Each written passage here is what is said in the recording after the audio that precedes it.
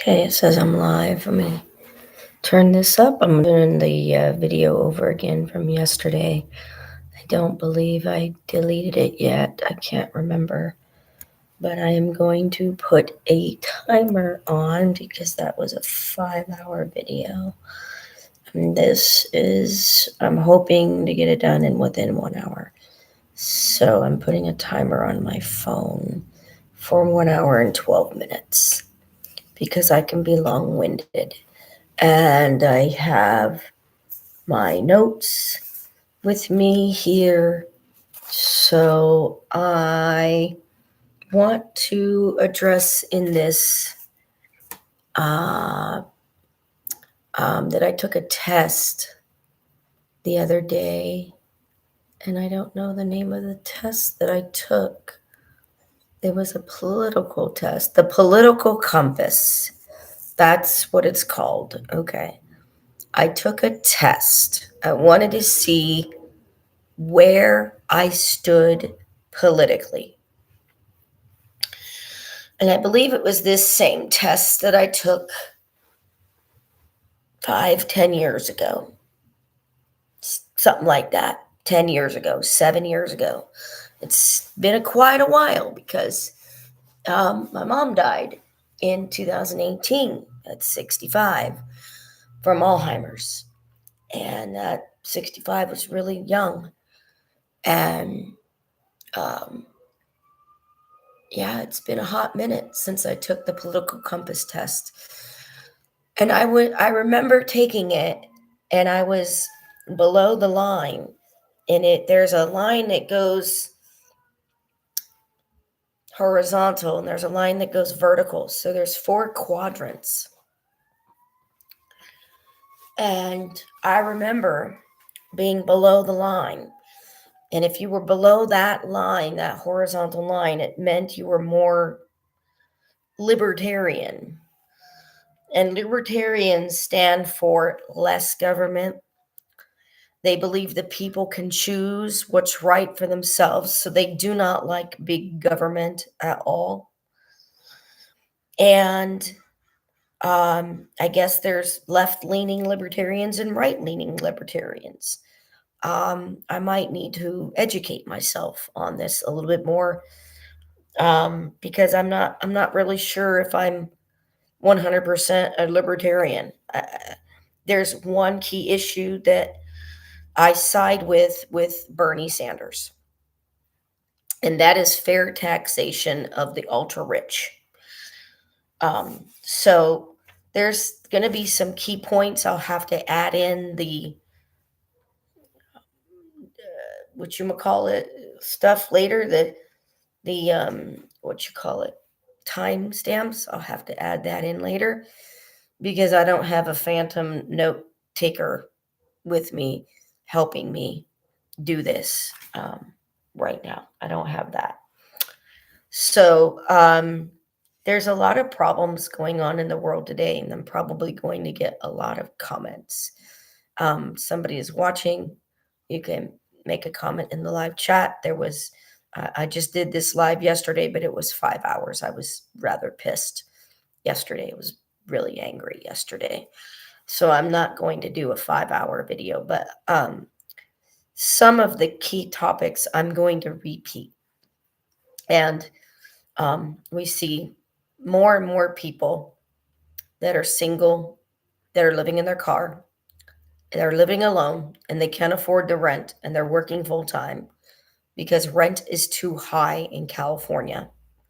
And we're going to see more and more single people that live alone. And when I say single people, I'm not talking about not married, living with your daughter. I'm talking about people that live alone. And usually people that live alone do not have family, especially widows or widowers.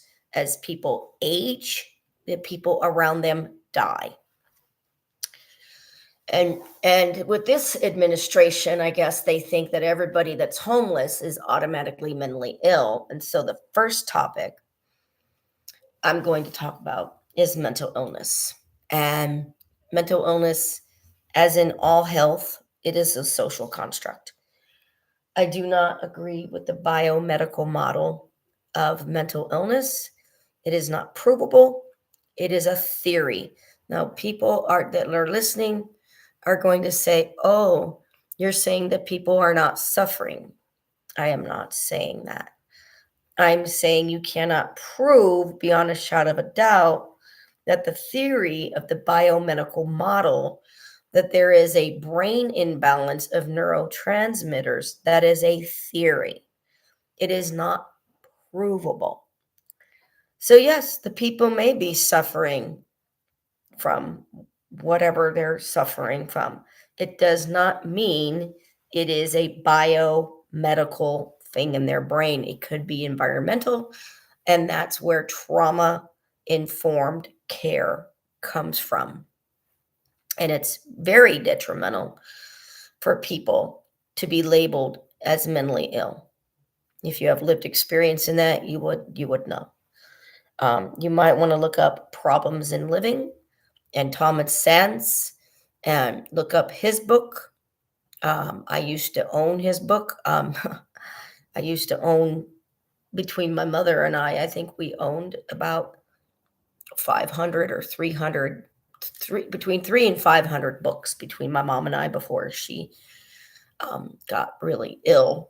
And Thomas Sand's book about the problems in living, I think his book is called The Myth of Mental Illness. I used to own that book. It was fabulous. There was another book by what's his name? Chris, was it Chris Brennan? Peter Bregan. Peter Bregan. I owned several books by Peter Bregan. Um, I think he's still alive. He's a psychiatrist, but he does not agree with the biomedical model of mental illness. So, with this administration, we might see a lot more people like on the street and being taken into jail or forced treatment with some type of psychiatric or a 5150 or something like that. And that's not what you do. That's not how you help people that are homeless. A lot of people don't like homeless in their area because it brings down property value, and then they have NIMBYism. You don't do homeless sweeps. That's not how you help them. There's no like day shelter. A lot of these shelters are night only, so they don't have a place to put their stuff. If you want to help them get lockers during the day. And I'm not talking about lockers in the form of a trash can. That's not a locker. Putting your stuff in a trash can is not a locker. That's not safe, and it's dirty too. Um, and then the psychological impact. If you want to help people, fund porta potties so they can have some dignity. Why don't you put yourself in the shoes of somebody else? Because people assuming that people that are homeless are drug addicts, you're not being honest with the world with the cost of rent.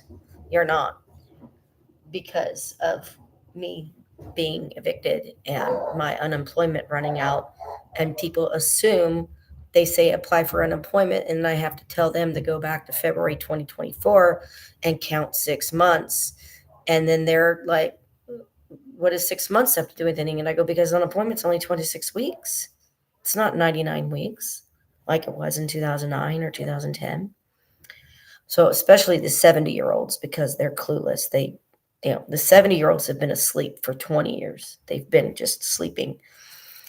So if you're thinking that me being evicted is because I'm a drug addict, well, you're sadly mistaken. I'm not a drug addict. It's just because I have been applying for jobs, and I'll go into the jobs in a minute.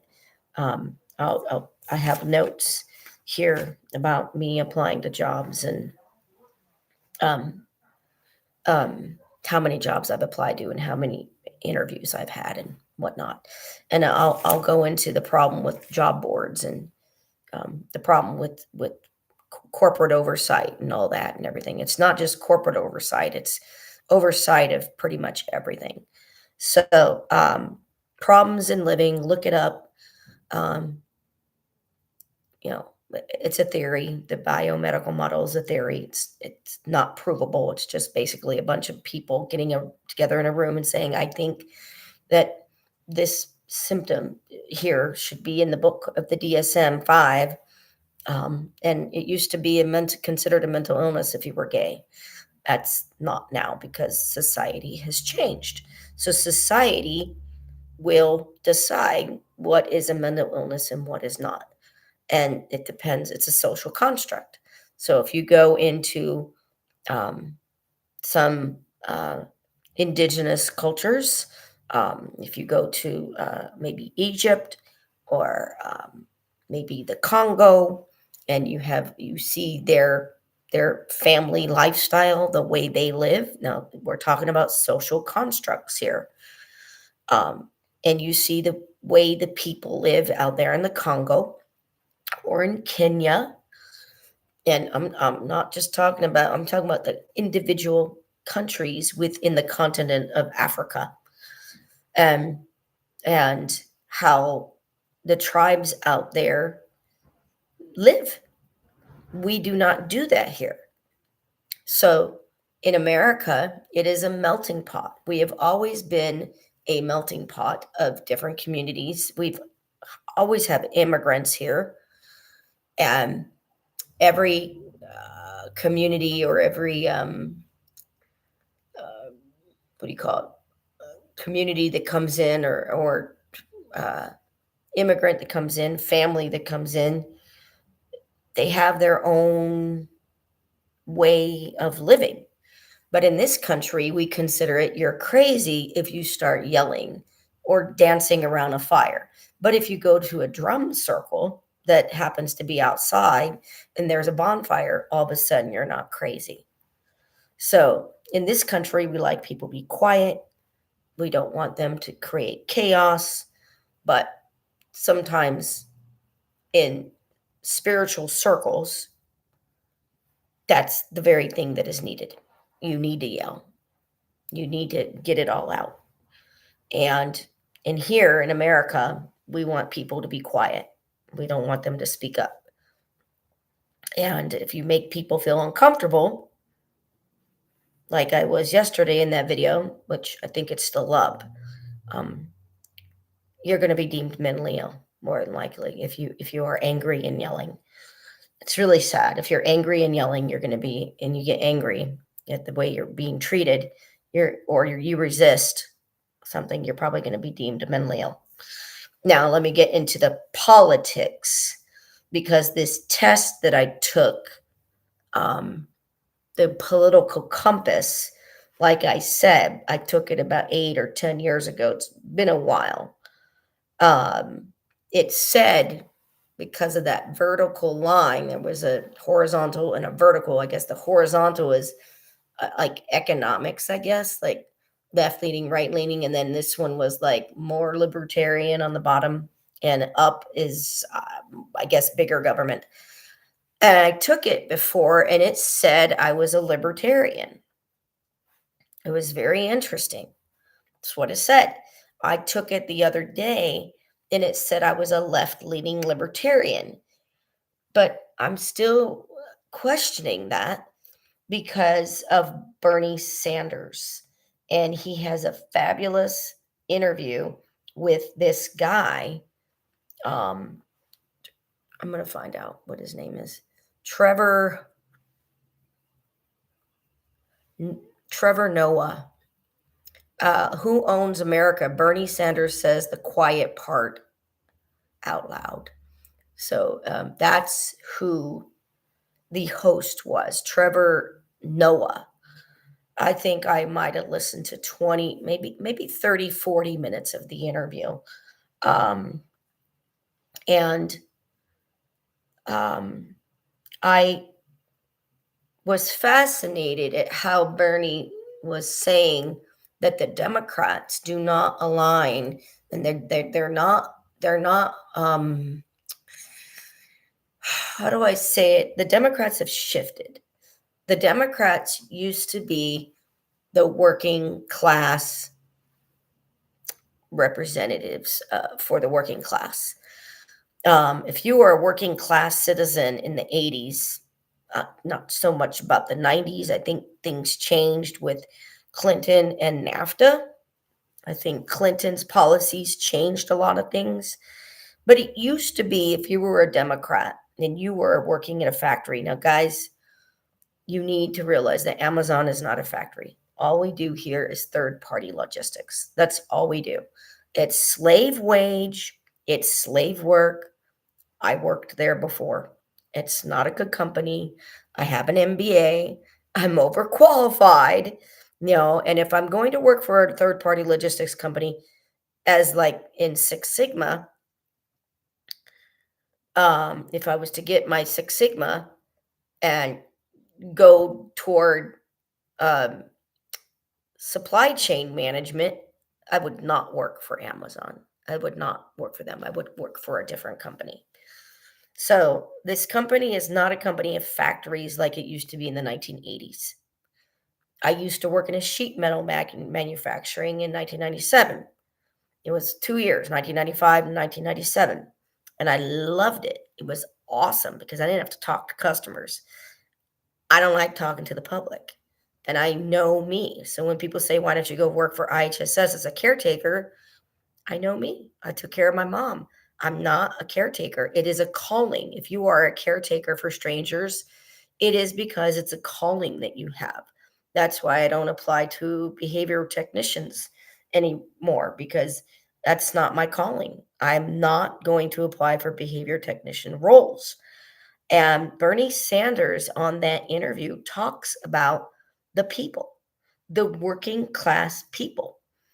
And he talks about how the Democrats have lost touch with the working class people. And now that the Democrats are elites, that's all they care about is the elites and scratching the back of the business owners. And the business owners get kickbacks and they get money, and the super PACs and everything, they work the same way with the Republicans as they do the Democrats. So, yes, Democrats care more about social issues like gay rights or transgender rights or social justice, um, DEI. That's a Democratic thing, but that's good. Having DEI is good. Um, Equity, uh, and all that and everything. I can't remember DEI is. I have to remember what it is, what it stands for. Diversity, equity, and inclusion. Is that what it is? DEI is diversity, equity, and inclusion. I believe it's diversity, equity, and inclusion. Diversity, equity, and inclusion. It's very good to have, but but what's the point of having it if you can't get a job? What's the point of having it if you're applying to jobs online like me? So far, I've applied to 676 positions this year. Then it's the 11th or the 13th of October. 676 positions I applied to already this year. So, and people on the Nextdoor app didn't believe me. The people on the Nextdoor app were very toxic. So, what's the point if you have all these gay rights and transgender rights and all that if you can't get a job and everybody's living in their car?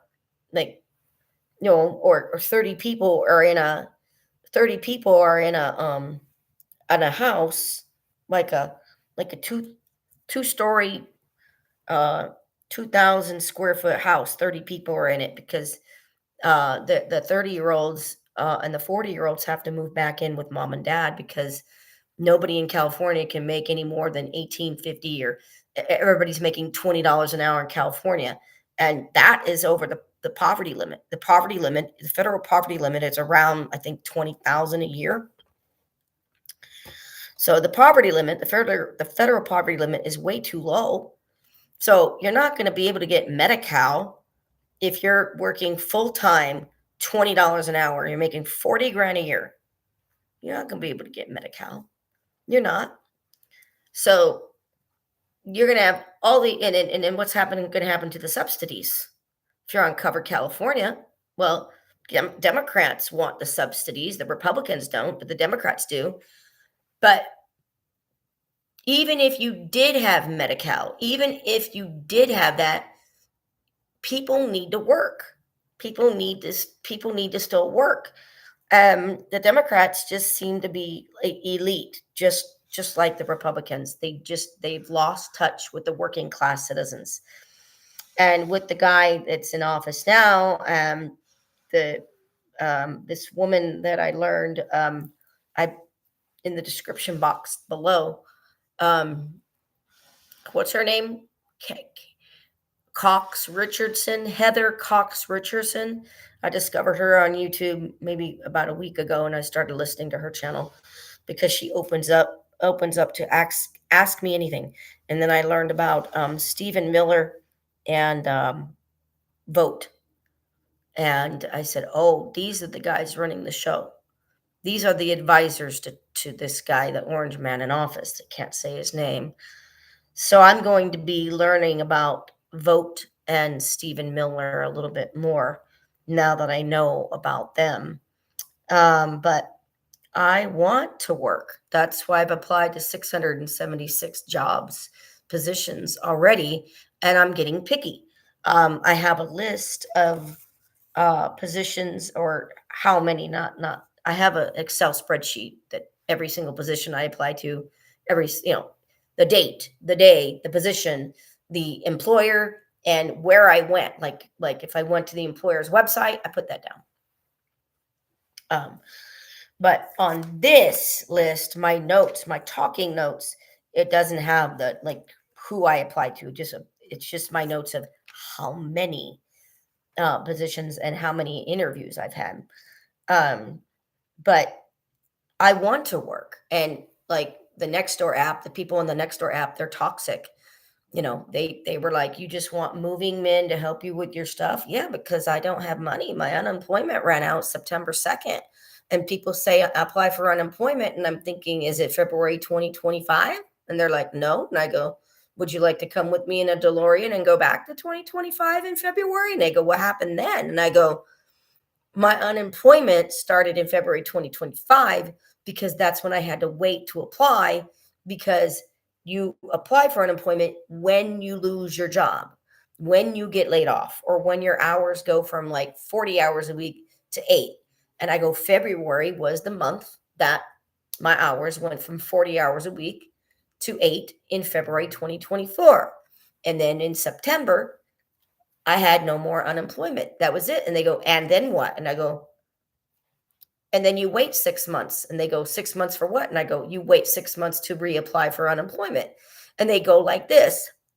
And I go, that's what it's like. You think it's a whole year, and it's not. It is 6 months of unemployment. Some states only have 12 weeks of unemployment. In California, it's 6 months. It's 26 weeks. There's no extensions.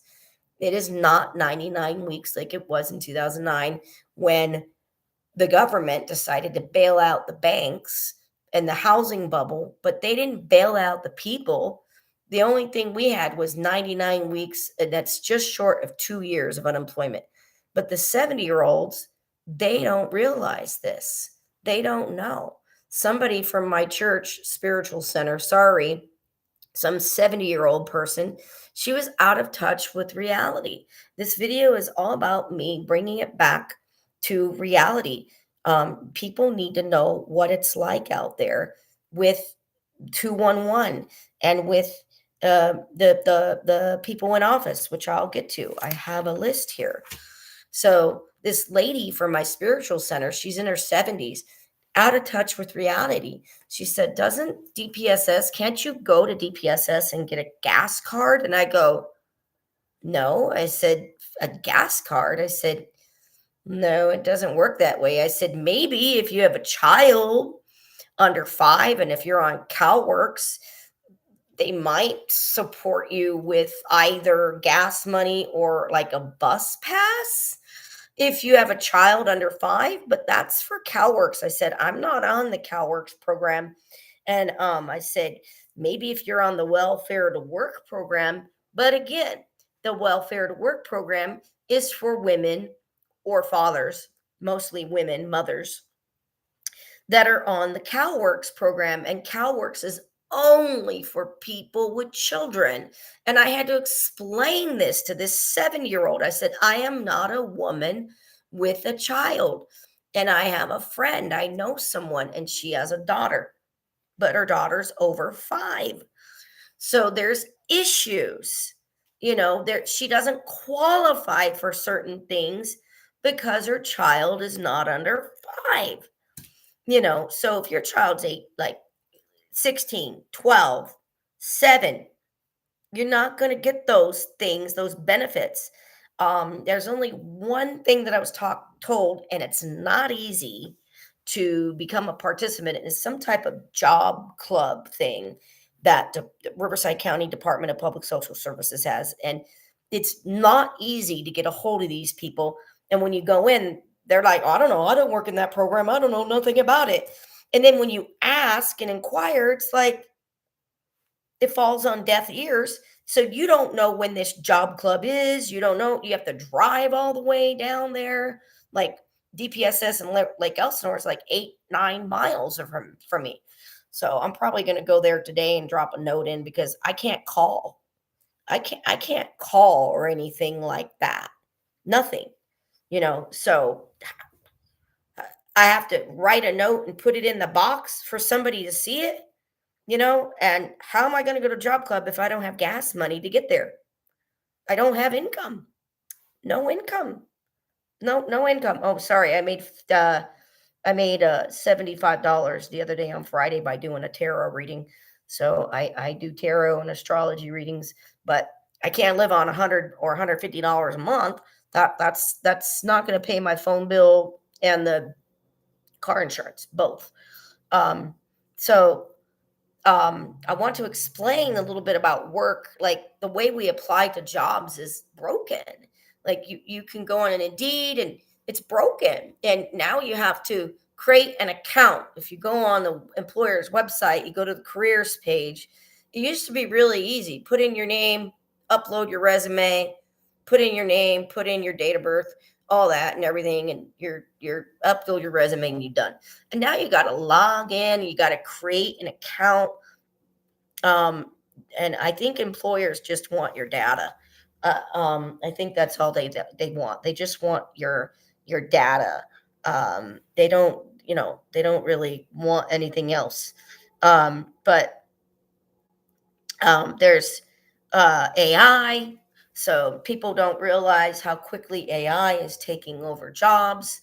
And then there's new people using the AI to help them with their jobs. So I've been told, this is really bad advice. People don't know me, but they say, why don't you apply to fast food? Well, I don't have any fast food experience in my resume. Why would I make up a job that I've never had? Why would I do that? That's lying. I guess other people do it. I guess 18-year-olds do it. I was told that somebody about a year or two ago, her child couldn't get a job. He had to make up a job that he had, and he never had it. And then he got hired. So this kid was like 18 or 19, never had a job before, and he couldn't get a job because he didn't have experience anywhere else. I think that's fucking pathetic. I think that's really pathetic. But people can tell that I'm not an 18-year-old kid. People can tell that I'm at least 30 or 35. And I don't have any experience in fast food. I don't have experience. Well, I do, but the last time I worked at any retail store was 1999 at Kmart. So the experience that I have is very dated. It's very dated. I'm going to take this.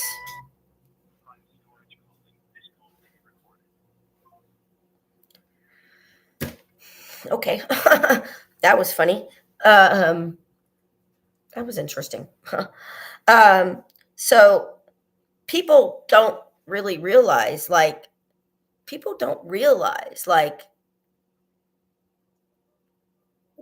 what they say to me is absurd because they don't know my skill set. And when you know yourself, there's power in that. And I'm not good in customer service roles. I'm not. And me working in a level 12 group home called Oak Grove in the early 2000s was an experience for me. So why would I go back to working with autistic kids, being a, what's that role called, some behavior technician? That's what it's called, behavior technician. Why would I do that again? That's going to run my patients up a wall. I'm not patient with children that behave poorly. I'm not a good caretaker. I took care of my mom. That was a labor of love because that was my mother. Do you understand this? So if I married a female and she became my wife, yes, but not a caretaker just because I love caretaking. I don't love caretaking. I'm not called, I'm not a nurse, I'm not a CNA. I'm an administrator. I'm taking another class. I'm taking Six Sigma Yellow Belt. I have an MBA. I'm an administrator. I think of strategic things, leadership. I'm not a caretaker. And these people tell me, apply to retail jobs. I don't have any retail experience, guys. That I'm telling you. I went on an interview, Panera Bread, some time ago. I want to say it was 2020, 2021. I was there and there was a kid next to me and we were talking. We were waiting for a manager or someone to come to us and we were just casually talking. The person came over to me first, very briefly, and two minutes, like, what's your name, what's your experience, what have you done, what's your availability, very brief.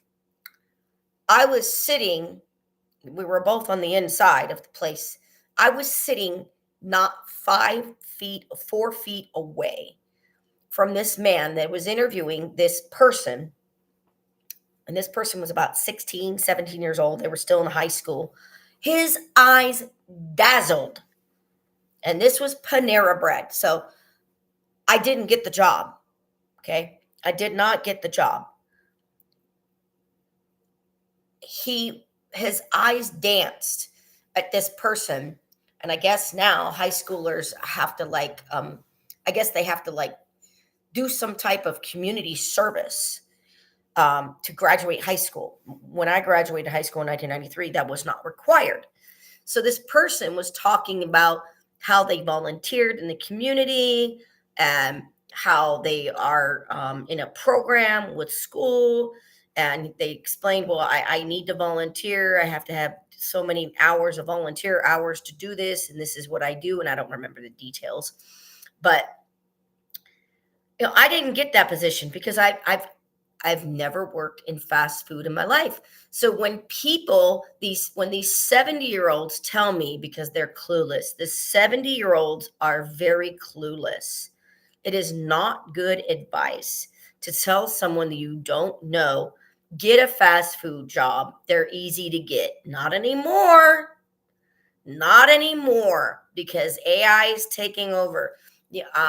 Canes, some other places. I think I don't go to fast food places all that often. Maybe once or twice a year. That's it. But Canes and Burger King, they have these big, huge order things where you don't even need a cashier anymore. You don't need a cashier. So data entry roles, accounting, receptionist roles, all those repeatable roles, anything that can be repeatable over and over. Accounting is repeatable. It uses numbers. You can train AI to do accounting. You can train AI to reconcile, like I did. I reconciled bank accounts. I reconciled credit card accounts. I was doing that in the spring of 2024. It was like, I don't know, like each company had like 3 credit card accounts, and each credit card was behind and wasn't balanced for like 2 years. 2 years. So 6, 7, 8, 9, 10 companies, each of them had 3 credit card or 2 credit card accounts. And I had to go through each and every one and reconcile them by hand on QuickBooks. And I had the QuickBooks data, and then I had their bank account data, and I had to go through both in their bank account and then and I had to balance the QuickBooks, and I had to do it one by one by one. January 2021, February 2021, March 2021, April 2021, and I had to bring it all up to date. Wherever I started, maybe I started in 2022 and brought it up to 2024. It's like 2 years, but it was every single month for every credit card for every company. And AI can do this like that. So AI is changing our productivity, and the 70-year-olds are clueless.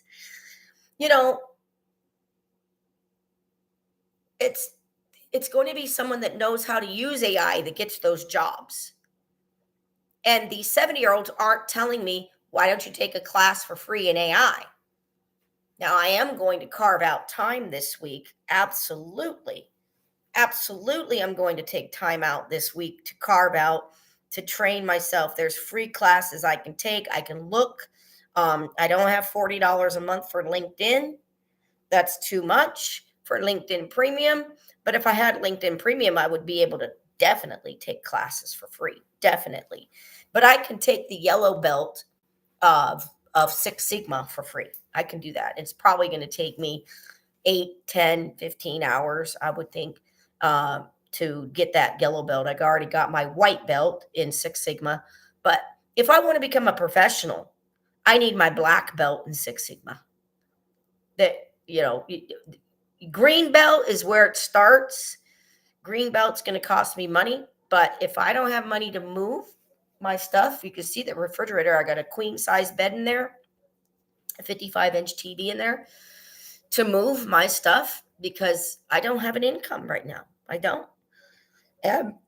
Other than what I made on Friday, other than that, the $75 I made on Friday, that's it. And my bank account is down, it's going down, down, down. I got car insurance. It's due today. Comes out automatically. And then my phone bill. And people want to tell me about food, and I'm like, when did I say I needed food? I didn't say I need food. You're putting words in my mouth. People love to give people food, but they don't want to give them porta potties when they're homeless. They don't want to do that. So, the way we apply to jobs is broken, and there's corporate greed. People don't realize how bad it is. If you have a job right now, you don't know how bad it is, how hard it is to get a job. You just don't know. You're clueless. You do not know. The tariffs are one of the things that's making it hard. Employers are scared. They don't know how much things are going to cost with the tariffs. And they're now making one person do the 5 jobs. So now there's no entry-level jobs. It's called cutting the fat, cutting the middleman. That's what it's called, cutting the fat. And the 70-year-olds are telling me, a 50-year-old woman, apply to fast food, apply to retail jobs. I don't have that in my background. I don't have that. All of my background has been government and nonprofit ever since 2011. And I got my MBA in 2011. I love when people say this, what's your MBA in? And I'm like, it's a general business degree, dude. everybody, it's all the same classes. I mean, my MBA is nonprofit and public management, but that sounds like, oh, you didn't take finance? Well, yes, I took finance. Oh, you didn't take strategic management? Of course I took strategic management. You didn't take change management? Well, of course I took change management. Oh, you didn't take labor laws and HR? Well, of course I took labor laws and HR classes. Of course I did. That's all the same. It's all the same. So people don't realize how bad it is right now. They don't. People, especially as 70-year-olds, they're just clueless. And I spent $28 about 3 weeks ago. It was like the 25th, 24th of September. Great. I got a food handler's card for Riverside County. What am I supposed to do with it? What am I supposed to do with my food handler's card? I don't have any experience, so I can use that, put it on my resume. But I mean, now you have to have like 10, 15, 20 resumes. Did you know the 70-year-olds don't know this? They're clueless. The 60-year-olds, some of them understand, but 70 and up, they're clueless. Like, you are just asleep in your casket. If you're 80, you just don't know. You have to edit your resume. So if you go to the Workforce Development Center, they'll give you one resume. What am I supposed to do with this? The Workforce Development Center is really good if you don't have a computer, if you don't know how to make a resume, if you don't have a computer, if you don't have Wi-Fi, and you're just clueless.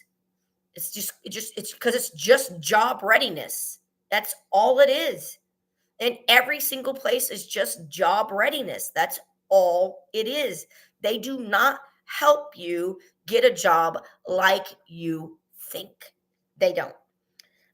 So with the employers, it's greed. It's corporate greed is what it is, and they want one person to do 5 things. So I can't believe I have to explain this to a Workforce Development Center employee, which I'm going to have to call the Workforce Development Center today, and probably go down to Lake Elsinore DPSS today and take care of that stuff and get it done and out of the way. But job hugging is a thing now. Quiet cracking, quiet quitting, and quiet firing. They're all a real thing. And I'm sure this woman that I talked to, don't know her name. I think her name's Sherry. She probably doesn't know about those because she's never heard about fake jobs or ghost jobs. And I'll get to those in a minute when I have notes here. I have notes here. Oh shit. Okay, it looks like this might be an hour and a half, not an hour. Accountability. There's no oversight to anything anymore. DPSS can basically do what they want. I'm probably going to have to call Sacramento because there was a whole rigmarole with DPSS with me calling what's his name's office, Dr. Corey Jackson's office, and then they told me to call Jose Medina's office because Jose Medina's office oversees DPSS, and I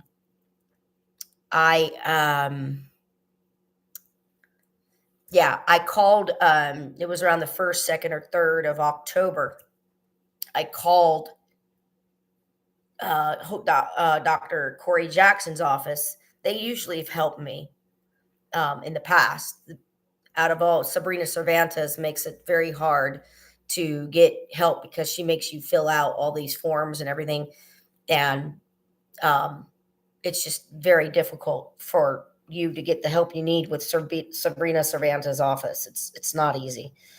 And if you don't have access to a printer or money, it's harder. But when the rep, I think her name was Gabriela Mendez with the Dr. Corey Jackson's office, she didn't really listen to me. What I was asking her was, can your office please investigate DPSS to find out why DPSS is claiming that I get 156 a week in their portal? their portal is called Cal, C-A-L, SAWS, like a saw, like toot, toot, toot. So SAWS. And I was just asking for them to investigate California statewide automated welfare system. That's what it is. California statewide automated welfare system. And when I asked her, and she said, "You want me to call the EDD?" And I said, "No, I don't want you to call the EDD, and I don't want you to call the Workforce Development Center, because the EDD and I agree. I am getting zero unemployment right now. My unemployment exhausted in September 2nd. And I said, this is October 2nd, 3rd, whatever day it was, like October 1st. And this rep from Dr. Corey Jackson's office didn't understand. And I said, I need an investigation with DPSS Riverside County, because on their CalSAWS portal, it shows, and I'm getting $156 a week. Now, this gentleman that called me from DPSS, I think he was lying. I really think he was lying. I don't know where he came up with that $156, but this Gabriela Mendez, she called the EDD. She talked to somebody over there, and she emailed me around the 5th or the 6th or the 7th or the 8th of October. And she said, I got a hold of the EDD, and they said that your claim is zero. You don't have anything left on your unemployment, and you're not collecting anything. And I said, I emailed her back, and I said, yes, you're correct, but this is not enough. I said, this email that you're sending me isn't enough. I said, the guy, Christopher at DPSS, wants me to go into his computer and make that 156 on their portal to be zero. And I said, I need you to investigate what the hell's going on with Chris, and what the hell's going on with this people working for general assistance in the general assistance and general relief program. Because I said, I think he's making up something. I think he's making something up, because there's nothing anywhere that says I'm getting 156 a week. And I took a picture. I took a picture of how I'm getting zero. And this guy, Christopher, said the evidence that I showed him from the picture of the EDD website saying I have nothing left on my claim form, he was telling me that's not enough. And I was trying to tell this Mendez lady that works for Dr. Corey Jackson, I was trying to tell her, all you need to do is call DPSS and investigate. That's all you need to do is investigate. I said, if our elected officials can't do this, then we're duped. We're doomed. We're doomed if our elected officials can't do this. She didn't understand. And then I called back later, like a day or two later, and they said, have you called Jose Medina's office? And I said, his office has never done shit for me, ever. It's usually what 211 does. And I don't think I have 211 on this, and I'll have to put it on here. I'll have to put 211 on here. But usually what nonprofits do, and 211 and politicians, usually they do this. Go down that road and they'll help you down there. And you do, and you find out there's no help, and you just wasted your time. And you go back to them and you tell them, you told me to go down this road and there's no help. You told me there's no help. And I'm tired of you telling me to go down this road and there's no help. That's what politicians do. That's what Dr. Corey Jackson's office did. And that's what Jose Medina's office did. When I called Jose Medina's office, they told me, write this number down. They're going to help you. I said, is this for somebody to investigate DPSS?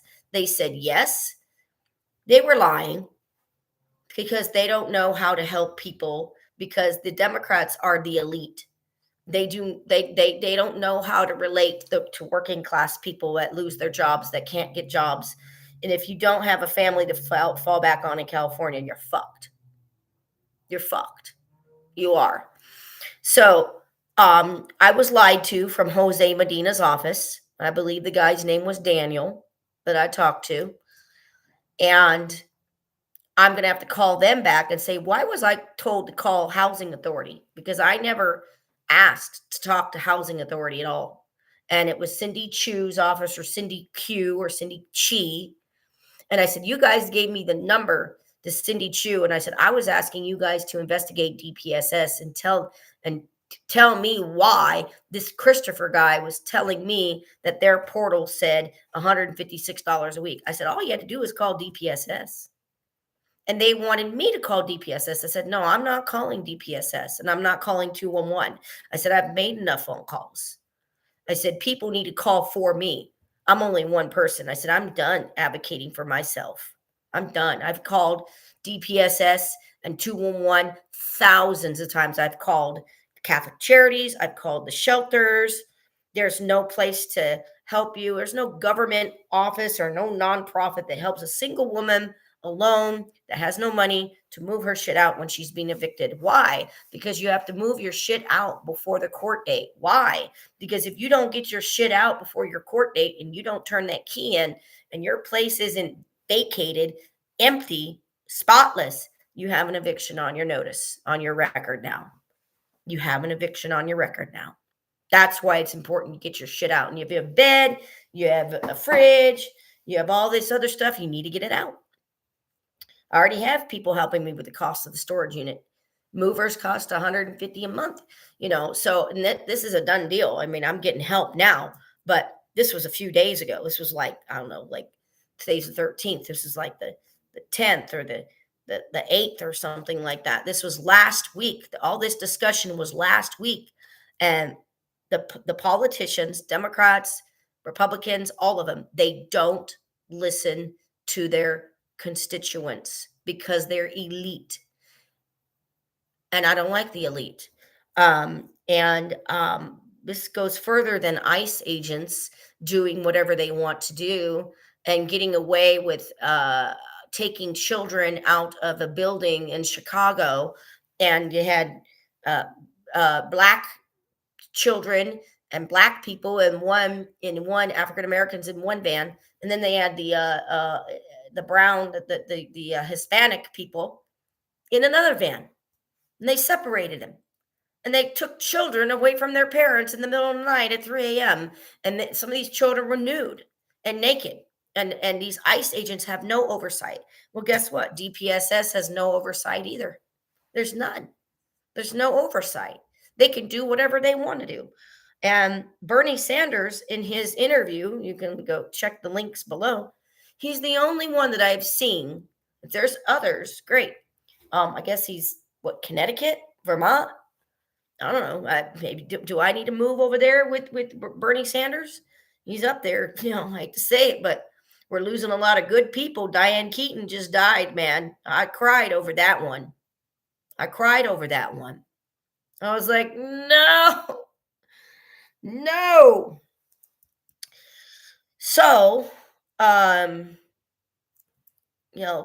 Bernie Sanders was saying on that interview with Trevor Noah that the Democrats don't know what it's like. They're not part of the working class. They don't represent the working class citizen anymore. And now in California, it takes $120,000 to $150,000 a year to make it. If you are a single woman or a single man living alone and you're making 50 grand a year, you're not making enough money.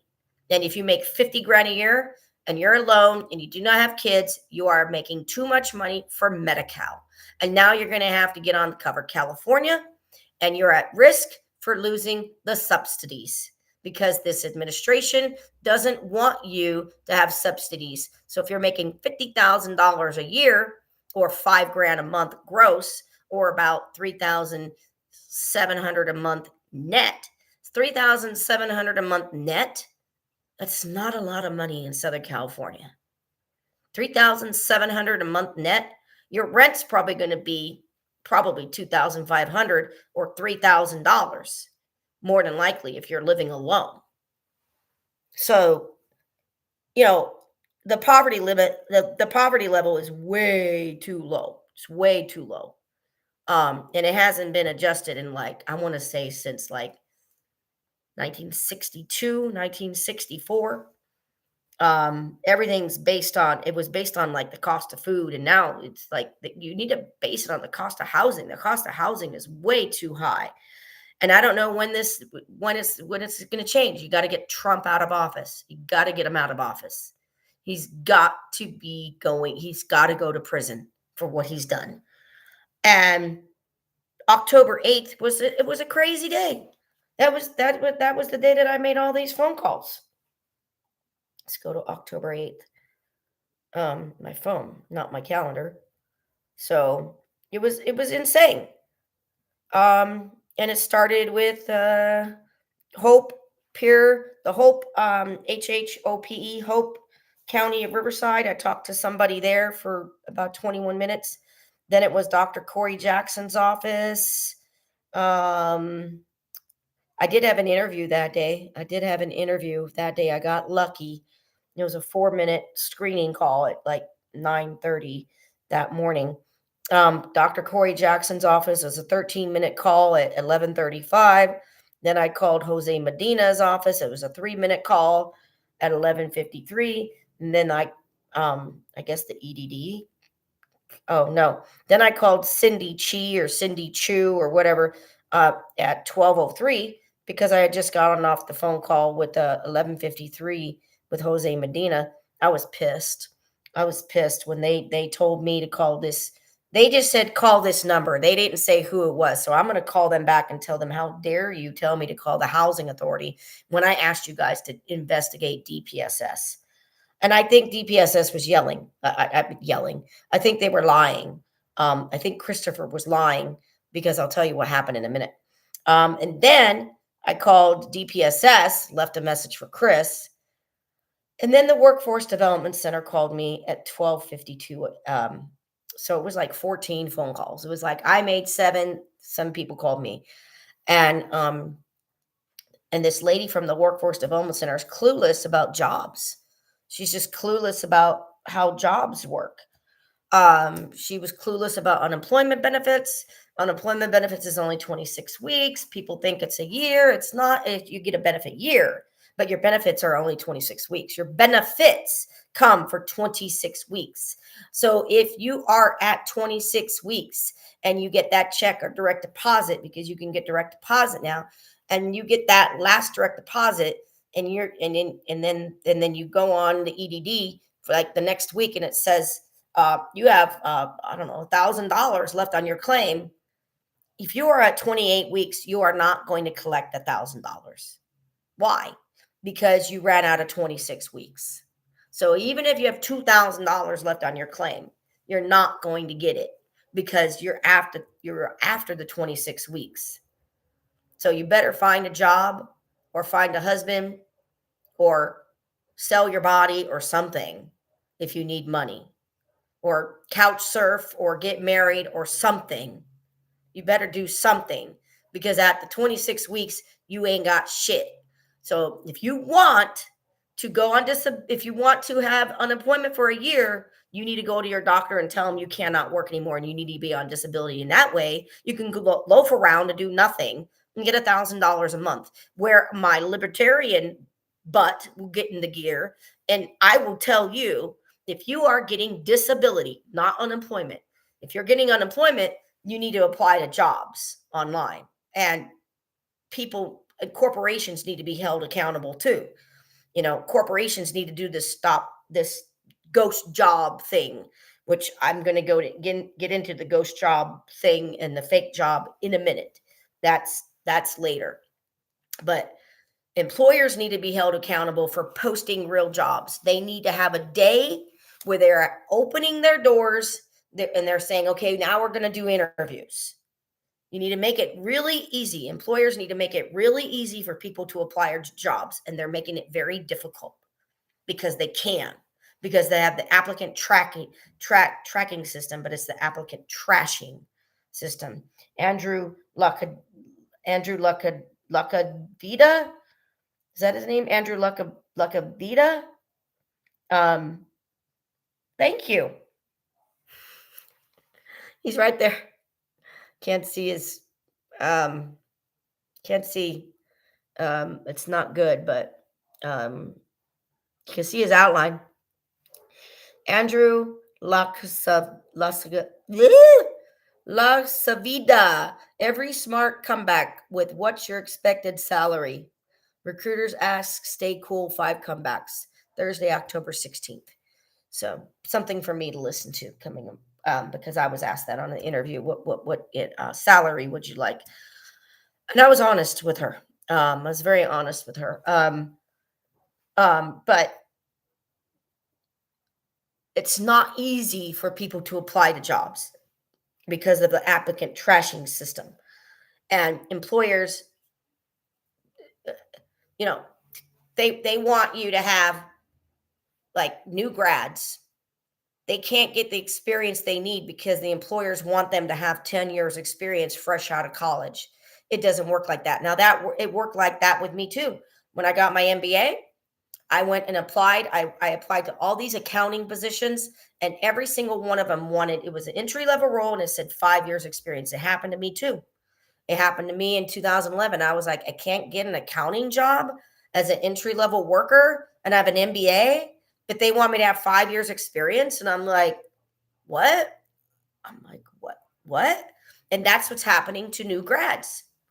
But it's not just new grads, it's happening to everybody. It's happening to the business executive that used to make 120,000 a year and they were in human resources, or maybe they were in something else and they were making 120 or 150,000 a year, and now they have no job. Their job tells them they're restructuring or they're cutting back, and they're a business executive, and now these 50 and 60-year-olds are like, I can't find a job. And if they are finding a job, they're going from 120 or 150,000 a year, they're going all the way down to 50 or 60,000 a year. And I know somebody personally, and she makes $150,000 a year.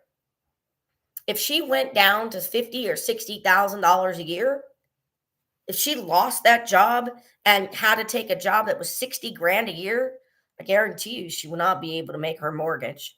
I guarantee you. And I don't think her son has a job yet. I think he's got a master's degree, I believe. So it was insane on October 8th. It was insane on October 8th. Now I got one more page of notes to go to. So I want to leave DPSS and the Workforce Development Center for the last thing that I say. So, how many positions did I apply to already? 676 from January 5th to today, the 13th of October of 2025. Pluto goes direct today. Things probably going to be changing for me now that Pluto's going direct. But how many positions did I apply to? I'm going to tell you right now. I'm going to give you the stats. In October, 30 positions in 13 days. 30 positions. It's only the 13th, and I've already applied to 30 positions. Now, interviews. So far, about 4 or 5. It seems to be that there is a jump in interviews, but the only thing is it's slop interviews for slop jobs. I had an interview with a kid. He looked like 19, 20. And it was for a game night host or something. And I remember applying to a job. It said, we need protesters. I looked at the job description, and it was like the 2nd, the 3rd, the 4th of October. And it said, we need protesters dressing up as clowns. And I said, what? So when I went on this interview, I thought that interview was for that job, protesters for clowns. And this guy goes, no. And I go, what is this interview for? And he goes, it's for a game night show host, like a Jeopardy, And he goes, yeah, I just need you to go to the email and read the questions on the email. I said, read the questions. He said, yeah. And I looked and I said, "Oh, these questions?" He goes, "Yeah, read them." So I did. I did read them. And he wanted to know, like, how good you are in your hosting skills. Like, the question, let me make one up. In 1979, Denzel Washington was in what movie starring Nicole Kidman? Answer: The Bone Collector. It wasn't about the words, it was about your tone. And there was two questions. And he was like, "Okay, great. Thank you very much. Bye." And he didn't even give me like chance to ask questions. He didn't like, I think he might have asked me, "Can you work weekends?" But it was like, that was it. He just wanted to know, like, how do I read the questions for this game night show host? And he looked like he was 17 or 18 years old. Couldn't believe it. So about 4 or 5 interviews, and the only one real interview that I had in October was Mattress Firm. And I already got a thank you, no thank you for that. In August, I've applied to 124 positions in the month of August. And 20 of those were staffing agencies. 20 different staffing agencies had openings. So Robert Half, I'm registered with Robert Half because they do admin. Apple One, and I believe Kelly Services as well. Haven't had any interviews in August. July, I applied to 65 roles, and 3 of them were county government roles. In June, I applied to 31, and I applied 2 of those, just 2. 2, that's it. 2 of the 31 positions that I applied to in June were government roles with the County of Riverside. In May, I applied to 10 positions. Guess how many interviews I had? I had 2 interviews in May. 2 interviews. I thought I was going to get hired. It was with the County of Riverside. 2 interviews, 2 separate offices with the County of Riverside, and 10 applications in May. In April of 2025, I applied to 61 positions and I had 6 interviews. In March, I applied to 87 positions and I had 2 interviews. In February, I was not collecting unemployment. I had no unemployment for 4 months. October, I was working. That job ended November 3rd, the day before the election, because you don't have to pass out flyers to Republican doors on the day of the election. You don't have to talk to people on the day of the election. So I had a job in October, but by November, I had nothing. So from November, December, January, February, I had no money. So in February, I applied to 114 positions and no interviews. And in January, I applied to 72 positions and I had about 3 or 4 interviews, 3 or 4. So 676 positions or thereabouts. Maybe I'm miscounting. Maybe it's 680 or 685 positions and about 20 interviews. No job offers. Oh, excuse me. I did have a job offer 1 week. It was through a temp agency, 1 week. But other than that, 680-ish positions 680 positions I applied to and 20 interviews. That's like 3%. And it's not just me.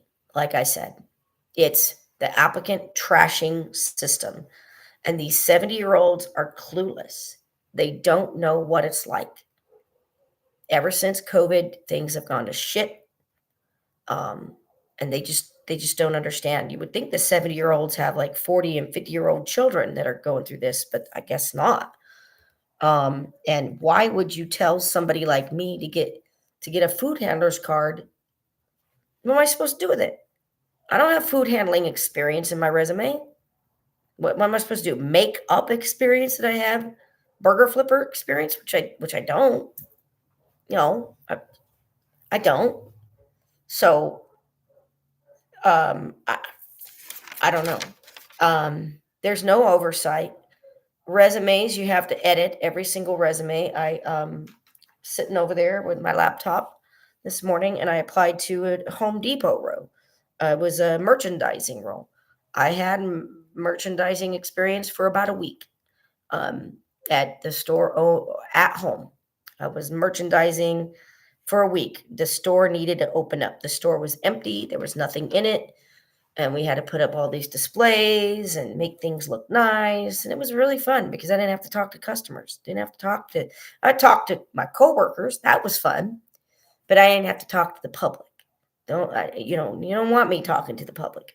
And this lady with the Workforce Development Center, that last lady that called me on Wednesday, she was clueless.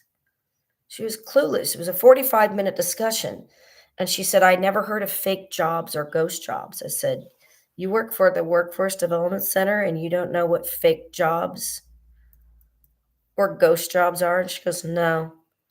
So I'm going to tell you what they are right now. Okay.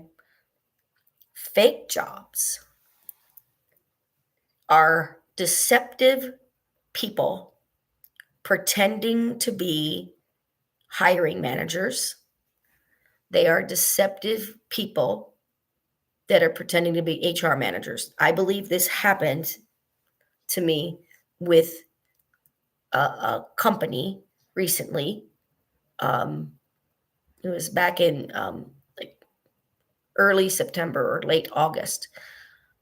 I thought I was getting hired, and they were not answering questions at all. I couldn't believe it. They were telling me this is the onboarding.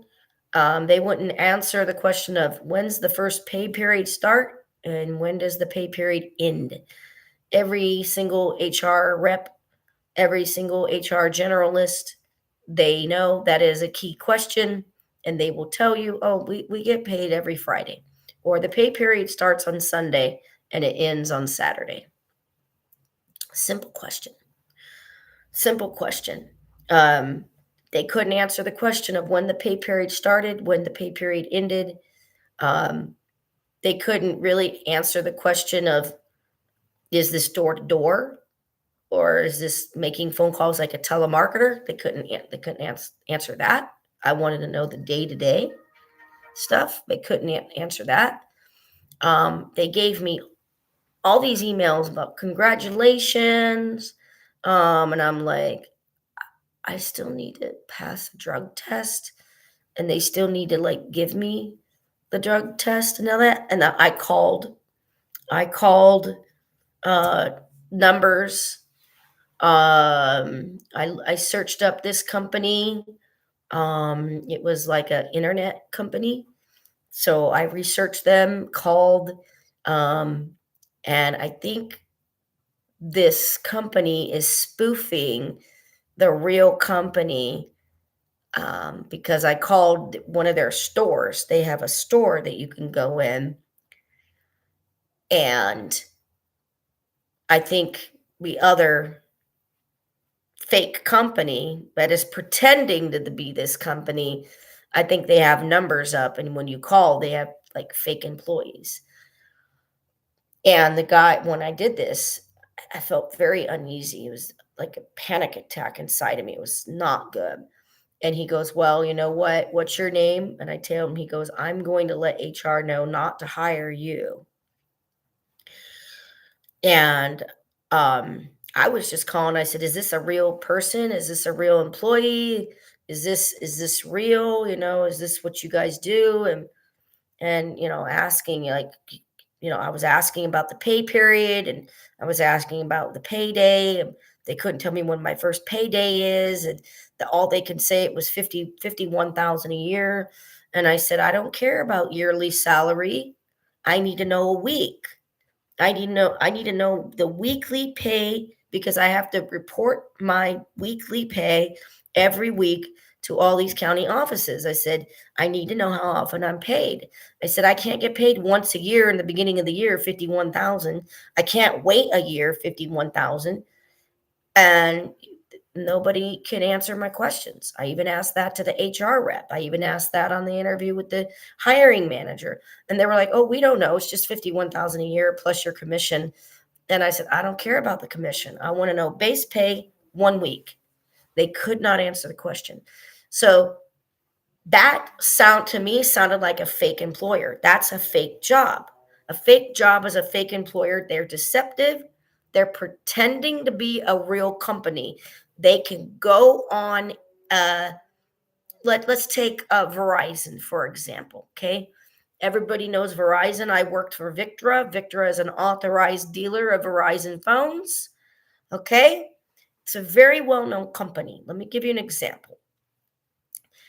Uh, Somebody out there wants to spoof Verizon. They're going to look up Verizon and they're going to find an employee's name and they're going to say, Sally Mendez works for Verizon and she's the HR manager. They're going to take her name. They're going to take her name and her title and all that and everything. And then they're going to spoof the number. Okay. You can slap a number on there and it's this technology. We have this technology. We can do it. You can take someone's number and spoof your number to where you are now getting a number. You can say 555-2211. That person's not actually calling from that number. They're calling from a different number. And all they have to do is say, okay, Sally Mendez works for HR for Verizon. Slap her name on that email, but it's Joe Smo up to no good. He just wants your data. He wants your name to smear it. He wants your social security number. He wants to destroy your credit, your name, uh, stealing identity. If he gets your phone number, now he has your phone number. Now he can call you. Now he can pretend, hey, I saw your resume on Indeed. Hey, you know, once you get your phone number, you don't want to give your social security number and stuff like that out. And then they do the direct deposit and then the bank account stuff. So that's just an example. And I don't know how these people do it, but that is a fake job and a fake company. And they can spoof you. That's why you want to call the company and say, hey, I got an email from your company. Call the corporate office, try to call human resources if you can, and say, I got an email from your company saying that you'd like to interview me and for this role over here. And I'm just trying to call corporate company, whoever. Is this true? Especially if you didn't apply for the role. Especially if you didn't apply. If you didn't apply for the role, that's a red flag, guys. Okay, so now ghost jobs. Ghost jobs are everywhere. And this lady at the EDD that called me, not the EDD, I'm sorry, guys. EDD is something different. I'll come back to the EDD in a minute. I'll have to tell you what the Workforce Development Center does, like the stuff they do. People think they can help you get jobs. They don't. The Workforce Development Center does not help you get jobs. They don't. It's just job readiness. But this lady that works for the Workforce Development Center, she was clueless. She didn't know what a ghost job was or a fake job. So ghost jobs, what are ghost jobs? That is real employers, Home Depot, Verizon, Lysol, Target, Palomar Health, Riverside University Health Systems. They're real companies posting their jobs up. Recruiters, HR professionals post jobs up. Their bosses tell them to post it up. They have no intention of hiring at all. None. They're only posting jobs up so their investors can be happy because it looks like they're hiring. That's it. It looks like they're hiring. So you see Home Depot that says now hiring. It's all for show. You go into Del Taco. I did this last week. It was like the third or the first. It was a few days after the 24th of September. I went and I drove to many different Del Tacos. And I asked, it was about 4 or 5 different Del Tacos. And I said to one, you have a now hiring sign up here. And she goes, we're not hiring. That's an old sign. And I said, then why is the sign still up if you are not hiring? Why is it up? Because corporate hasn't taken it down yet. The same thing happened. I swear these are canned responses. It's like these hiring managers tell their managers to say the same thing, because the same thing happened to me to Cardenas. It was back in June or May. They had a sign outside that said now hiring. I said, you have a sign that says now hiring. I'd like to talk to your manager. And the lady goes, we're hiring? And I go, I don't know. But you have a sign outside that says you're hiring. And they go, we do. And I go, you work here every day and you come through these doors and you do not know and you do not see the big banner outside that says now hiring? And she goes, no. And I go, do you work here? I mean, I don't know how long the now hiring sign has been out there, but it says now hiring, and I'm inquiring to see if you really are hiring. And she went to her manager, and the manager said, we're not hiring. That is an old sign, and corporate will not take it down. And I said, how long has it been up there? And she goes, I don't know how long it's been up there, but we're full. She said, we don't need workers. She goes, all of our workers are only working part-time. Every single one of us is working 10 or 15 hours a week. We do not need more people. And I said, okay, thank you. So you see these now hiring signs, it doesn't mean they're hiring. And just because you see a job up on Indeed, and I don't go to ZipRecruiter anymore, that's how my phone started blowing up with a lot of these fake jobs and like texts. Now I have a Google number, and boy, oh boy, wow! Because I do astrology readings and I do tarot readings and I post that on Facebook. My phone started blowing up, and I just have to go to Google Voice and look, and sure enough, there's the number. And I'm like, oh, that because I have my phone, the Google number goes to my regular phone. And if it's a number that I don't recognize, I don't answer the phone. It goes directly to voicemail. And I just am appalled. There's just no oversight. Job boards are broken. If you go to the employer's website, which I like doing, it's better than a job board, but you have to create an account now. And you have to create, for every single job you apply to, you have to tailor your resume to the job. And I was told from several recruiters back in 2019 and 2018, before COVID, I was told, if you do not have that job title in your resume, we will not look at your resume. We won't. We'll throw it out. Another person said, if those exact duties aren't in your resume, we'll throw it out. But because the applicant tracking system, which is not new, guys, the applicant tracking system is not new. You don't know what keywords they're punching in and into the ATS. You don't know. So if it's a customer service role, I would think customer service better be in your resume. But you don't know. Are they putting in weekends availability? Well, is weekends availability in your resume? No.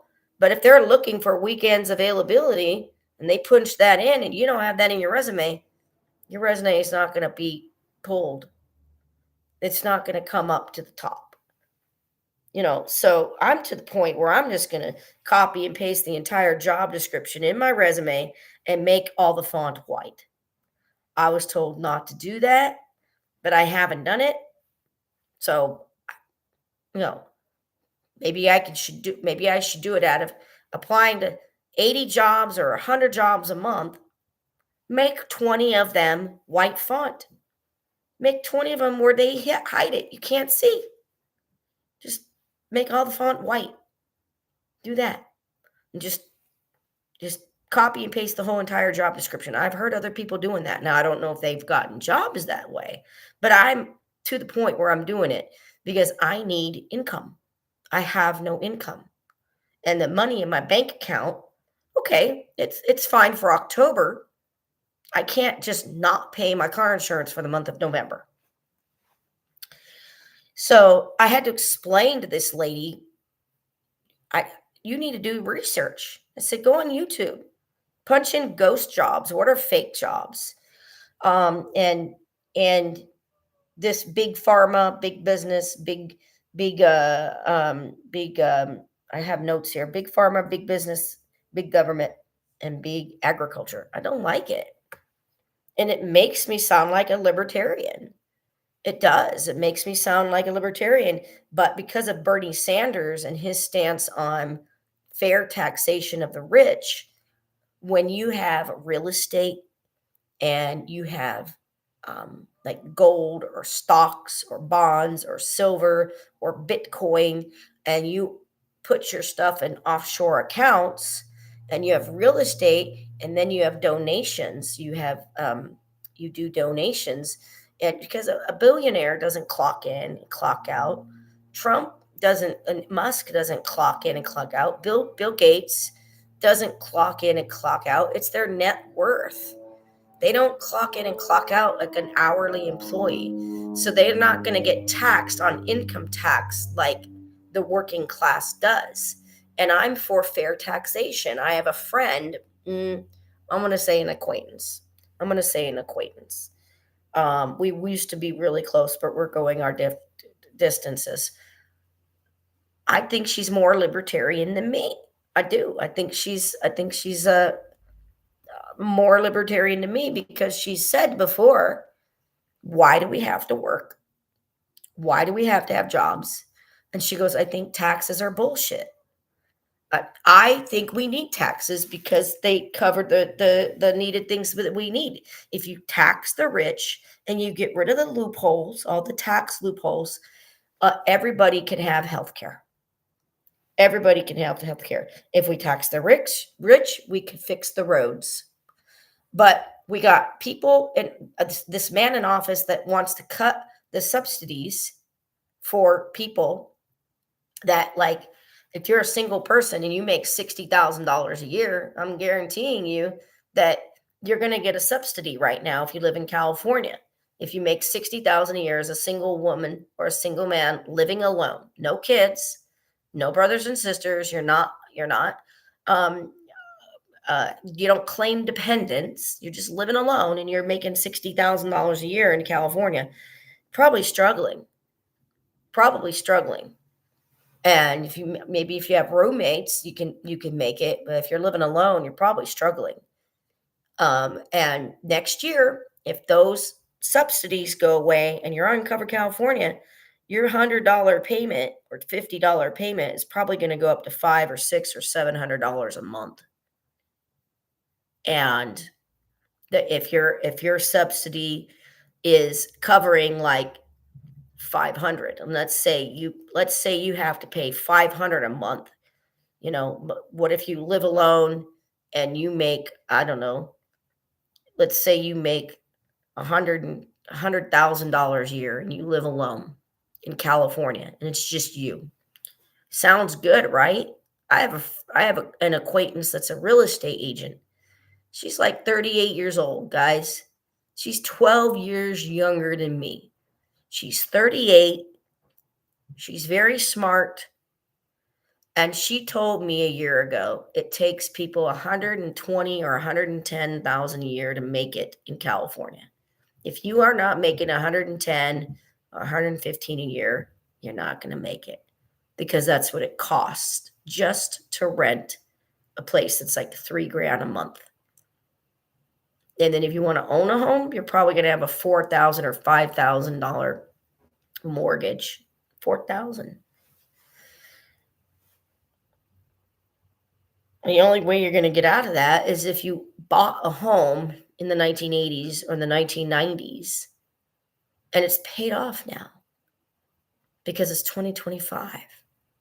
A 30-year mortgage, if you bought your house in 95, 05, 15, 25, that's your 30 years. That's it. So how can me as a Gen X buy a house if the homes are like 900 or 800,000? I don't want to go to Indiana. I just looked it up. Indiana is the most cheapest place that you could live. I lived there before. They talk funny. I don't want to go to Indiana. But there's people moving out of California by the droves because they can't afford the housing. Housing is too much. And we're going to see more and more people living in their cars that don't have family. Or we're going to see more, like 30 people in a house. That's not safe. 1 bedroom, 6 people. You think it doesn't happen? It does. It does. It's not safe. Job readiness. What does the Workforce Development Center do? If you don't have a laptop or a computer, it's a great place for you to go to. If you don't know how to make a resume, they'll make 1 resume for you. 1. I had a job coach. They expected me to drive out there to Hemet. I'm like, I ain't driving out to Hemet. It's 20 miles one way. And they all say the same thing. Which office is closer? Doesn't matter. Paris is 20 miles away from Riverside and 20 miles away from Hemet. I'm not moving to Hemet. It's the ghetto. I'm not moving to Riverside. It's the ghetto. I'm moving to Temecula. And I don't know where I'm going to live. I just know that I need to get out before the court date. That's all I know. And help is coming. Help is coming. I have help is coming. Don't know if it's this Saturday. Don't know if it's the 16th, 17th, 20th. I just know help is coming. That's all I know. So, had I still gotten unemployment or had I got a job, I would probably be still living here. And I've been telling the universe I want to move to Temecula for the last 3 years. So the universe is giving me the boot. Like, okay, you want to get out? I didn't know it would be like this. And I'm sure this place would be cleared out rather quickly. I'm going to have to, potatoes in there. I'm going to have to cook them all probably today. Cook them all today or tomorrow. Well, today. And yeah, today. Today. And find place in my SUV for the rest of this stuff. 3 packs of water, a black, what do you call those things? I'm not getting dementia. A black portable filing cabinet. I have a big suitcase of clothes. It's full. It's full of clothes. It's full. I just go to my suitcase and pick out what I need. And then once a week I go to the laundromat because I sold my washer. I'm trying to sell my dryer. Just haven't sold my dryer yet. And I got to have money to do laundromat stuff. It's like $5 just to wash and like $1 or $2 to dry. Once I sell this dryer, that's it. Unless I can't sell it. If I can't sell it, fine, put it in storage. But I really need to sell it. I need a job.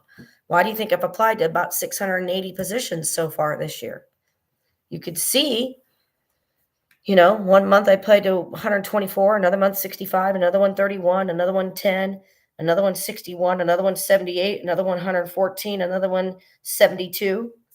You can tell that I'm not resting on my laurels. But why is it so hard to get a job? Why is it so hard to get a job? Doesn't make any sense. And it's not just me. It's the 60-year-olds that are why is my thing turning black and white? That's really weird. I don't know what's going on. It's turning black and white. Um, the 60-year-olds, the HR, like the executives, they can't find work either. It's because of the ghost jobs. The companies have no intention of hiring. They're just internally shifting people. Oh, Susan from accounting, she retired. Now we need someone in accounting.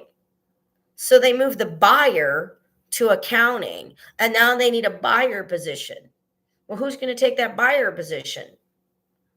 I don't know. Maybe the customer service rep. I don't know. Somebody's going to slide in and take that customer service rep, and then they're going to, probably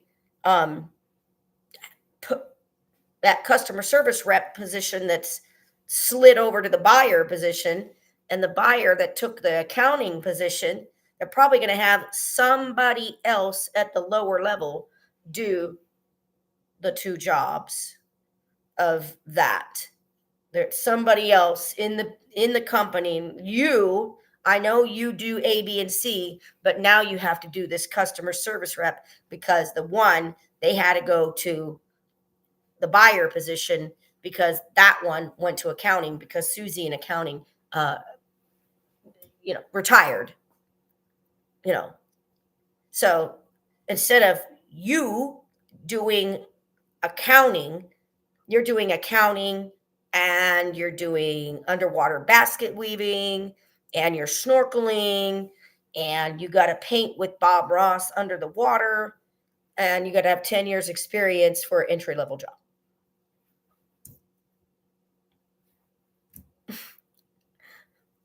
It's not just Gen Z, guys. Gen Z is not being lazy. It is corporate greed. That's what it is. And I think I need to share this with this lady. I don't know her name, Sherry. It's not Charlene. I talked to Charlene. From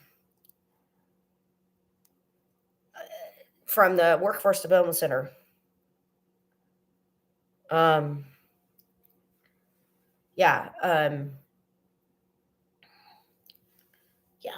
man.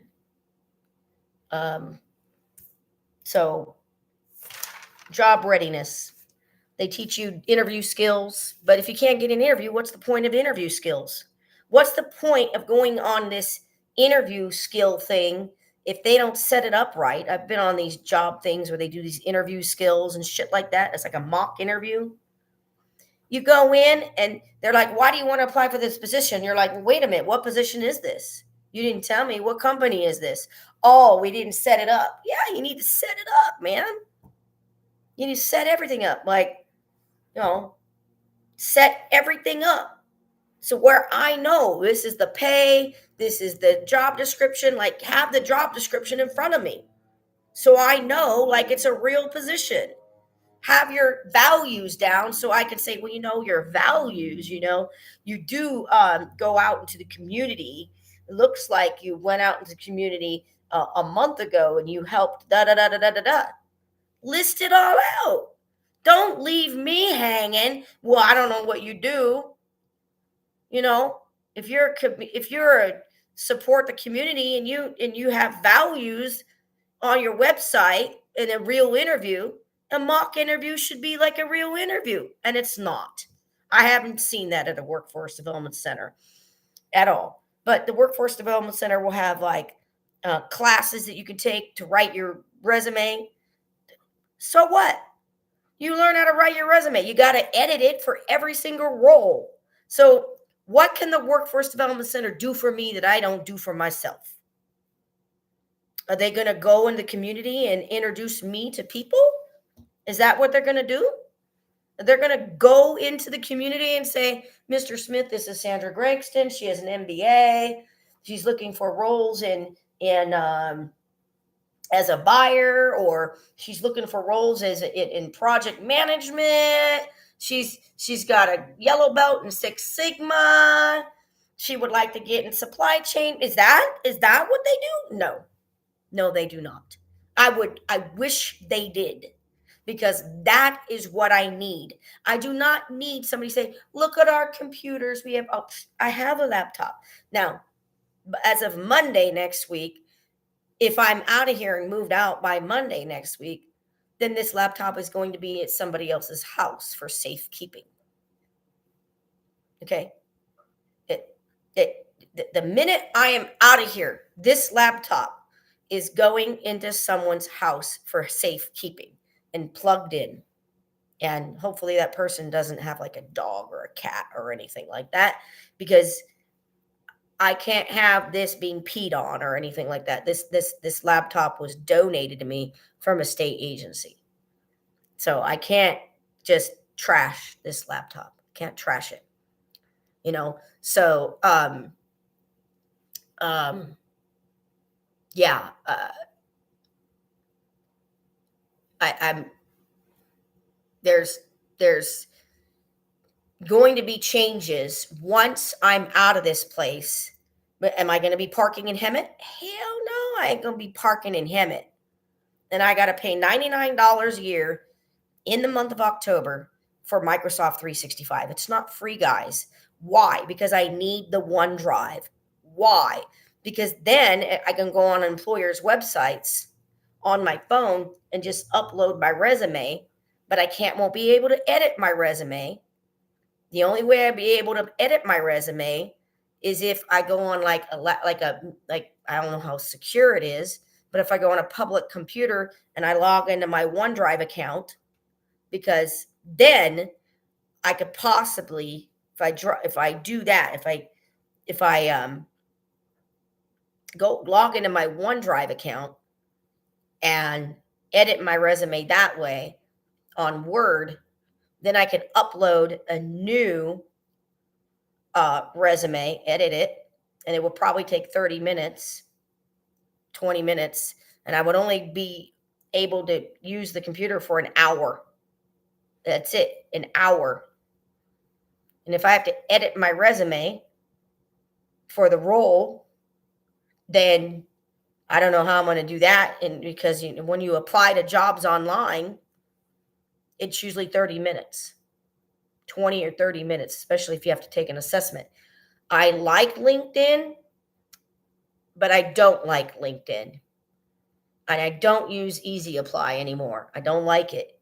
Too many people use Easy Apply, and it'll tell you at the top, 24 hours, like the job has been open 24 hours, and it'll say over 100 people applied already. I like the little arrow because that will take you to the employer's website. But the only problem with that is you have to log in and create an account. It shouldn't be like that. You shouldn't have to create an account with your email and your phone number and all that. It should just be easy. Upload your resume. That's it. Upload your resume. Nothing else. Just your resume. And we have the technology, and employers don't want to do this because they want your data. They want your data. And it's the same thing with the job fair. They want your data. They don't care about anything else. I've gone to job fairs ever since 2011. Oh no, we can't take your resume. You have to apply online.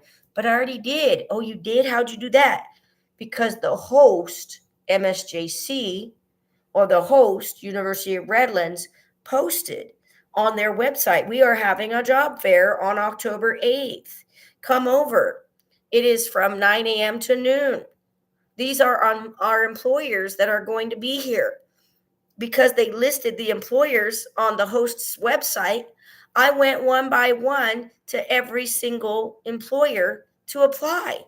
Oh, you did? Yes. Can you look on your website for my application? Or here's my resume. Can you interview me on the spot? Oh, we don't do interviews on the spot. Then why the hell are you there at a job fair if you, Mr. Employer, do not do interviews on the spot? It's just for show. Oh, we sell mugs. Look at our mugs. Aren't they beautiful? Nice and black and big. We don't want you to work for us. We just want you to buy our mugs. We have tarot decks. See our tarot decks? They're so beautiful. They're so beautiful. Look at that. Look at this. We sell tarot decks. They're so beautiful. See the art?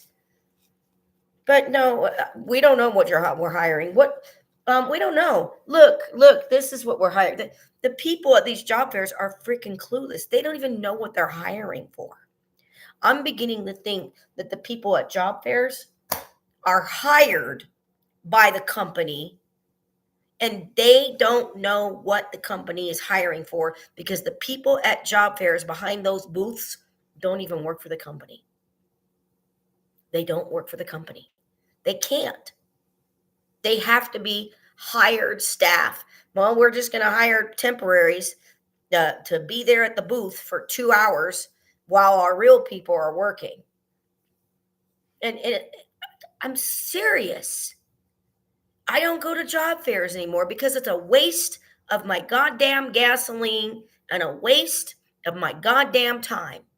And if you want to piss Sandra Gregston off, waste my time because time is money. You waste my fucking time and you're going to piss me off. If you have a job fair, you better be interviewing on the fucking spot and take a resume and talk to people. Because if you say, oh no, we can't take it, then why are you at a job fair if you can't look at a resume and you can't do on the spot interviews? Because you're not fucking hiring and it's all for show. The country is all for show. There's no oversight with DPSS. There's no oversight with the Workforce Development Center. There's no oversight with ICE. The president of the United States has no oversight. Nothing. There's no oversight anywhere. Your complaints fall on deaf ears. And you wonder why people are homeless and they don't make phone calls for 211 because 211 is a shit show. Go over there, call them. They'll help you. No, they don't. No, they don't. You want me to list the silos again that you have to be in to get help? A mom, mentally ill. Don't get me on the social constructs and don't get me on the logical fallacies because I will do a video someday when I'm out of this situation. I'll do a video on logical fallacies. So you have to be a mom, a single mom, not co-parenting, a single mom with a child under 5 to get help. You want housing help? You got to be mentally ill. If you're an addict, oh man, you can be in a sober living home for free. Illegal immigrants. I know 2 people that have evidence that if you are an illegal immigrant, you get housing for free. You don't have to pay shit. Drunk, on parole or probation, there's a housing program for you if you're on parole or probation or you have a felony. Victim of domestic violence, you have cancer and you're getting like chemo, you have diabetes and your shit needs to be in the fridge. That I think that one counts. And if you have you're getting dialysis, if you're a veteran, I don't know any veterans right now. I think the veteran housing thing is ended. I don't think that's a benefit anymore. My dad, not my stepdad, he died in 2004. My dad died in 2003 in April. I can't call him up. I have to call him up spiritually. But I know that if my father was alive now, I would be able to call him and ask him, do you know about the VA and the benefit? Because back in the 90s, he took out like a VA loan or he had some type of benefit with the VA and he was able to get his house in Texas in the 80s or the 90s. And he only had 60% disability. He tried his whole life to get 100% disability and he was only able to get 60% disability. And his house went kaput. His, the what do you call it? The floor was caving in the bathroom. So it was demolished. He was not happy about that because he didn't have a mortgage or anything. He didn't have a mortgage or anything. And So vet, victim of domestic violence, those are 9. Mental illness, drug addict, felon, parole, probation, drug addict, any addict, you can get housing for free. Um, Mom, child under 5, living alone. You cannot have like co-parenting. It's not going to work because your child is going to be with the father or the other mother like 2 or 3 days a week, and then you. So if you're with your child full time under 5, then you get free housing. It's just free. There's another silo in student. Maybe if you're like 18 to 24, like a Tay age child, an over 55. Over 55. There's got to be something wrong with you. If you're just a regular person looking for work and you ran out of unemployment and you're an MBA grad, you're smart, you know how to edit your resume, you tailor your resume, you don't have any convictions, you're not a drug addict, you could pass a piss test, you're clear, you're not doing marijuana, you have nothing in your record. You're a perfect citizen. There's fucking no help for rental help for you at all. Nothing at all. Nothing at all. Oh, I am on a list of, it's not Section 8, guys, because Section 8 is for people that are disabled or over 70. Look it up. You can research this. Section 8 is only for people disabled or over 70. If you're not disabled and you're 55, you're not going to get on Section 8. There's another program. I don't know. I think total supportive housing, rapid rehousing. I'm on a list for a place up in Banning, but my car won't go up the hill. What hill? The hill 7 miles to get to Cabazon. Why am I talking about this? Because there's a Cabazon outlet mall, and everybody's over there going to be saying, you can work at the outlet mall. No, I can't. My car can't go up the hill. My car went pooped out and went into limp mode in August when I went to Loma Linda. In Loma Linda, the doctor's office over there for the ENT, I can't go up Ritchie Canyon. Ritchie Canyon is a very steep hill. It's a very steep hill going east 7 miles from Banning to Cabazon. My car will not go up the hill.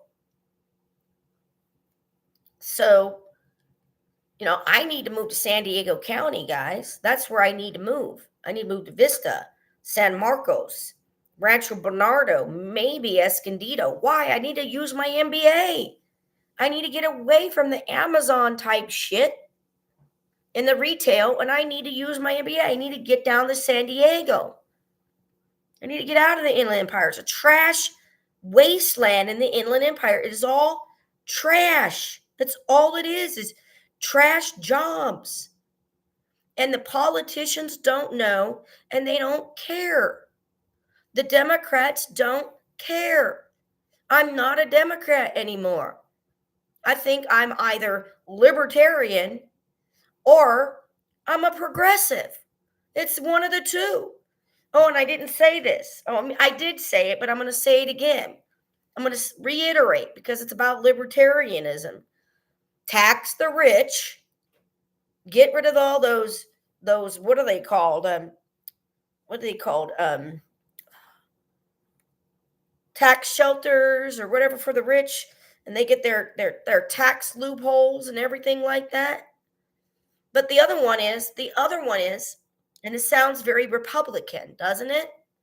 If you're getting some type of benefit where you don't have to work and you get a disability check. I'm not talking about state disability where you're disabled for 3 months or you're disabled for 8 weeks. I'm not talking about that. I'm talking about SSI, SSDI. You better be giving back to society. There needs to be a law that if you are getting $1,000 or $1,200 a month, you better volunteer for 10 hours a week. Don't tell me you can't work. There are people that are very, very, very disabled in this country and they can't work at all. That is not a lot of people. There are a lot of people saying, oh, I'm mentally ill, I can't work. Please. Maybe you can't work in some roles, but you can work in others. Don't tell me you're mentally ill and you can't fucking work. That is fucking bullshit. I have a hip replacement. I can't squat. Why would I take a role where I need to squat and lift with my back? I'm not that low right now, but I can't get low. I can't get low. My hip and my knees won't allow me to. So if when I bend down, I have my legs straight and I lift with my back. You're not supposed to lift like that. If I showed a supervisor how I lift, they'd say you're not getting low enough. And I'd say, I can't get any lower. This is as low as I go right here. And it's not very low. So my hips won't go down the ground. They won't go that low. So why would I apply for a job where I have to lift stuff if my hips won't go that low and my knees won't let me? My knees won't let me. I can work at a desk. I can do that. It's not good to me for me to work in customer service because I don't have the patience. And I believe I have high functioning autism. And women mask. Women mask their symptoms. And I'm stretching my hamstrings right now because they hurt. I need to stretch my hamstrings. So I need to get tested for high functioning autism because every time I'm in a customer service role and there's too many people, I'm like, hold on, there's somebody here. How can I help you? Can you help? Can you wait? I got somebody on the phone. It's like too much interaction. I get very drained.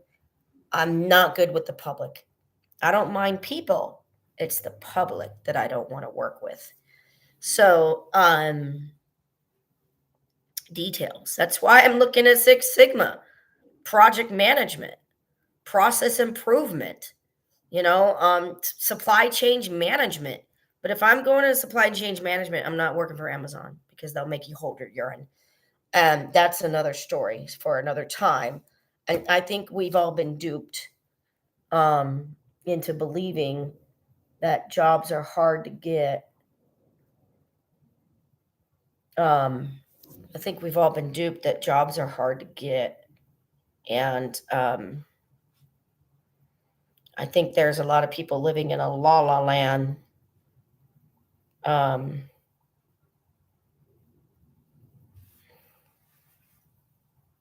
That's weird. Huh. I think people are, there's like a split in reality. People are like, oh, it's so easy to get a job.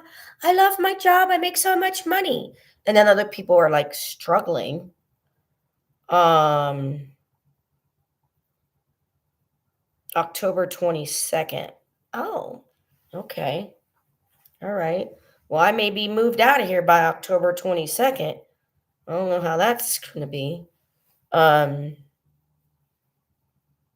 So I think we've been duped. Yeah.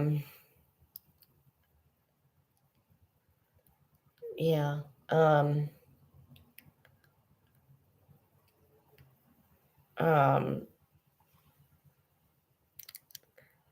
don't know.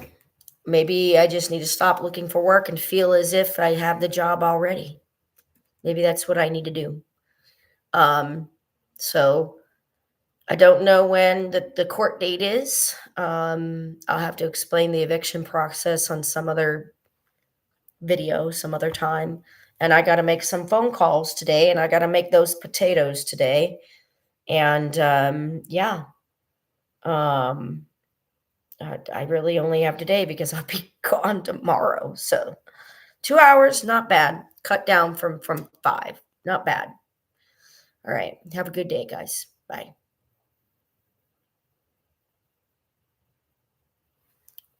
Oh, did it? Still going? Am I still going? I don't know. Audience. I think I'm still going.